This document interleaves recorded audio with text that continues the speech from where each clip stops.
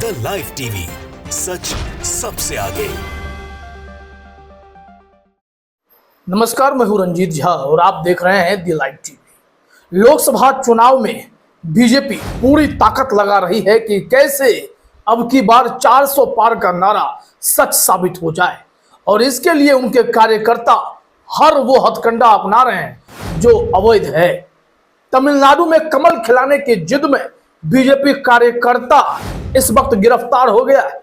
4 crore cash के साथ पकड़ा गया है। कहां है चुनाव आयोग, कहां है ईडी, कहां है सीबीआई, ये सवाल लोग पूछ रहे हैं, क्योंकि तमिलनाडु में बीजेपी की मुश्किलें इस बार भी खत्म नहीं हुई। खुद आरएसएस के इंटरनल सर्वे का मानना है कि दक्षिण भारत में केरल और तमिलनाडु इस बार भी बीजेपी को शून्य देने जा रहा है। तो ऐसे में बीजेपी पूरी जुगत में है कि पैसे के सहारे ही सही वोटर्स को क्यों ना बरगला दिया जाए। लेकिन केरल और तमिलनाडु जैसे राज्य इतने मुस्तैद हैं कि बीजेपी की दाल नहीं गलती है, और तमिलनाडु में बीजेपी का कार्यकर्ता गिरफ्तार हो गया है। उसके साथ कुछ लोग और गिरफ्तार हुए हैं। ट्रेन से भागने की जुगत में था, पैसा लेकर निकल जाता तो खेल कर देता। नोटों के बंडल के साथ पकड़ा गया है। इस मामले में आज तक ने ब्रेकिंग जानकारी दी है, फिर हम हिंदुस्तान के रिपोर्ट के जरिए बताएंगे यह सब खेल क्या था और कैसे इसे अंजाम दिया जा रहा था। पहले जरा आज तक के इस ब्रेकिंग खबर को देखिए आप। एक और बड़ी खबर तमिलनाडु से, जहां चुनावी हलचल के बीच बीजेपी सांसद के भाई के पास से 4 करोड़ कैश जब्त किया गया है। यह बरामदगी तंबारम रेलवे स्टेशन से हुई है। 6 बैग थे, इसमें 4 करोड़ रुपए। तो देख लिया आपने, जिस तरीके से यह खबर रिपोर्ट हुई है वो भी हैरान करने वाली है कि गोदी मीडिया चैनल्स ने भी इसकी रिपोर्टिंग कर दी कि यह पैसा बीजेपी उम्मीदवार के कहने पर बीजेपी कार्यकर्ता लेकर जा रहा था। और यह पैसा क्या होता, इसका इस्तेमाल चुनाव को प्रभावित करने के लिए किया जाता। ऐसे में चुनाव आयोग के पास पूरा अधिकार है ऐसे उम्मीदवार की उम्मीदवारी को रद्द कर दी जाए। लेकिन बीजेपी के हैं बड़ा मुश्किल होता है कार्रवाई करना। यहाँ नताशा ने आज तक के इस क्लिप को शेयर करते हुए लिखा है, लो कर लो बात, क्या ईडी वाले अपने पापा मोदी जी और नड्डा से पूछताछ करेंगे ये 4 करोड़ रुपए कहाँ जा रहे थे, क्या काम था इसका, और ये बीजेपी उम्मीदवार के कहने पर कैसे खर्च किए जाएंगे, क्या माजरा क्या था। एक उम्मीदवार के लिए 95 लाख, इससे ज्यादा खर्च की अनुमति चुनाव आयोग देता नहीं है। 4 करोड़ रुपए हैं भाई साहब, ये तो बहुत बड़ा खेल ही हो गया। अब इस संबंध में आज तक ने जो खबर रिपोर्ट की है, क्या इंफॉर्मेशंस दिया गया है वो भी देख लीजिए। फिर आते हैं हिंदुस्तान की रिपोर्ट पर। यहां लिखा गया है चेन्नई हेडलाइन में, रेलवे स्टेशन पर 4 करोड़ कैश के साथ पकड़े गए 3 लोग, बीजेपी कार्यकर्ता भी गिरफ्तार। डायरेक्ट बीजेपी कार्यकर्ता लिखने में दिक्कत थी, उन्होंने साइड से लगाया। कहा जा रहा है तमिलनाडु में चुनावी हलचल के बीच बीजेपी सांसद के भाई के पास से 4 करोड़ कैश जब्त किया गया। यह बरामदगी तंबारम रेलवे स्टेशन से हुई।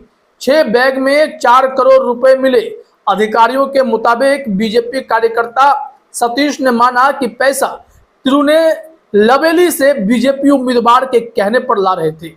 यानी ये भाजपा सांसद के भाई के द्वारा लाया गया पैसा बताया जा रहा।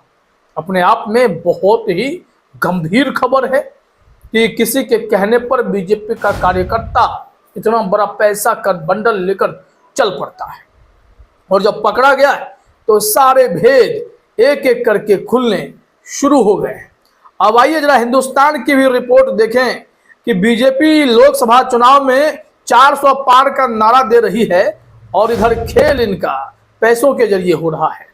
इस पर ना तो प्रधानमंत्री नरेंद्र मोदी बोलेंगे, ये पैसा कौन सा है, इलेक्टोरल बॉन्ड की कमाई है क्या, या फिर उस उम्मीदवार का अपना जमा किया हुआ ब्लैक मनी है जो लेकर चल पड़े कि भाई चुनाव में नहीं खपाएंगे तो कहां खपाएंगे पैसे को। ये देखिए, यह खेल बहुत भारी पड़ने जा रहा है बीजेपी को। यहां हेडलाइन में हिंदुस्तान ने जो अपने हिसाब से लिखा है कि चुनाव से पहले चेन्नई रेलवे स्टेशन पर 4 करोड़ कैश के साथ पकड़ा गया भाजपा कार्यकर्ता। पूछताछ में लिया प्रत्याशी का नाम, यानी कि जब सख्ती से इंक्वायरी हुई तो सच सामने आ गया। यह रिपोर्ट में देखते हैं क्या कहा जा रहा है कि लोकसभा चुनाव से पहले चेन्नई के ताम्बरम रेलवे स्टेशन पर 4 करोड़ कैश के साथ 3 लोगों को गिरफ्तार किया गया था। इसमें एक भाजपा कार्यकर्ता भी शामिल है। अधिकारियों का कहना है कि ये लोग 4 बैग में भरकर 4 करोड़ रुपए कैश ले जा रहे थे। ये तीनों ट्रेन से तिरुनेलवेली जाने वाले थे। तभी फ्लाइंग स्क्वाड ने उन्हें हिरासत में लिया। जानकारी के मुताबिक आयकर विभाग मामले की जांच कर रही है। अब आयकर विभाग की एंट्री होती है, डायरेक्ट ईडी बुलाइए, सीबीआई बुलाइए। जब राज्य सरकार के नीतिगत मामले में आप सीधे सीबीआई और ईडी की एंट्री करके मुख्यमंत्री को गिरफ्तार करते हैं, ये तो भाई सांसद का भाई है, बीजेपी का कार्यकर्ता है, पकड़िए और ईडी से पूछवाइए। शक के आधार पर बीजेपी के वहां के प्रदेश अध्यक्ष को गिरफ्तार कर लीजिए।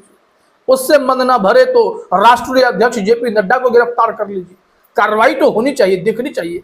और इन सब से भी कुछ ना हो तो चुनाव आयोग तुरंत इनकी उम्मीदवारी रद्द कर दे, जिस उम्मीदवार के कहने पर यह पैसा सामने आया था। यह खेल बहुत गंभीर है। अब देखिए यहाँ पर जो ऑफिशियल जानकारी है, कुछ रिपोर्ट उससे भी समझ में बातें आएंगी। चेंगालपट्टू डीईओ के मुताबिक तंबारम रेलवे स्टेशन से 4 करोड़ का कैश बरामद किया गया। जांच के लिए मामला आयकर विभाग को सौंप दिया गया है।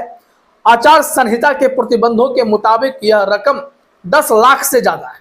बता दें कि तमिलनाडु में 19 अप्रैल को ही एक चरण में सभी 39 सीटों पर मतदान होना है।